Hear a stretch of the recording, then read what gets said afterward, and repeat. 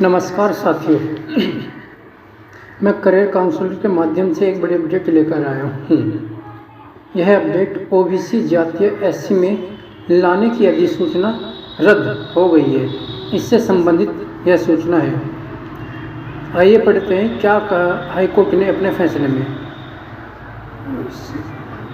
प्रयाग विधि संवाददाता इलाहाबाद हाईकोर्ट ने प्रदेश में 18 ओबीसी जातियों को अनुसूचित जाति वर्ग में मिलाने के संदर्भ में जारी सभी अधिसूचनाएं रद्द कर दी है। कोर्ट ने अपने आदेश में कहा कि सरकारों के कामकाज को लेकर तल्ख टिप्पणी भी की है और कहा कि संवैधानिक अधिकार न होने के बावजूद भी यूपी में राजनीतिक लाभ के लिए बार बार अनुसूचित जातियों की सूची में फेरबदल किया जाता रहा है। कोर्ट ने कहा कि संविधान के अनुच्छेद 341 के तहत अनुसूचित वर्ग की सूची में बदलाव का अधिकार केवल संसद को है। वे केंद्र राज्य सरकारों को इस सूची में बदलाव करने का कोई अधिकार नहीं है। जनहित याचिकाओं की सुनवाई। एक खास बात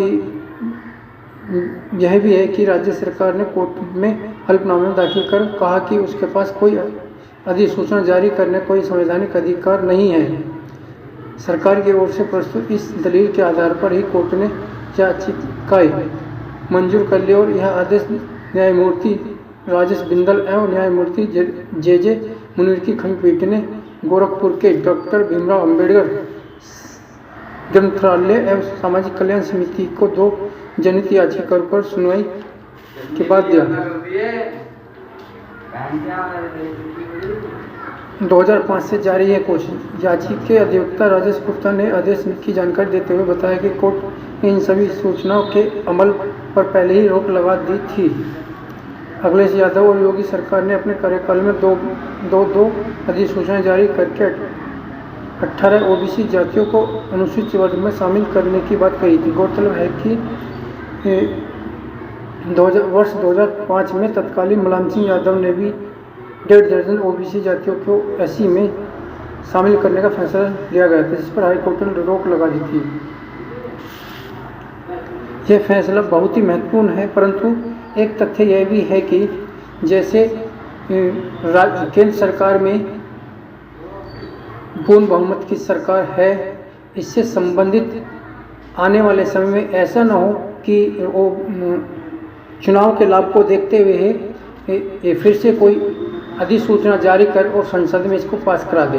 अगर संसद में कोई चीज़ पास होती है अनुसूचित जाति जनजाति के अधिकारों से संबंधित और उनको ख़त्म किया जाता है, तो सीधा प्रधानमंत्री और संसद द्वारा किया जाएगा और इसकी अधिसूचना को राष्ट्रपति अनुमोदित करेंगे। अगर इस तरह से अनुसूचित जाति के अधिकारों का विखंडन होता है तो इसमें सीधे राष्ट्रपति और प्रधानमंत्री और संसद तीनों ही जिम्मेदार होंगे कि राजनीतिक लाभ के लिए अधिकारों का हनन किया जाएगा।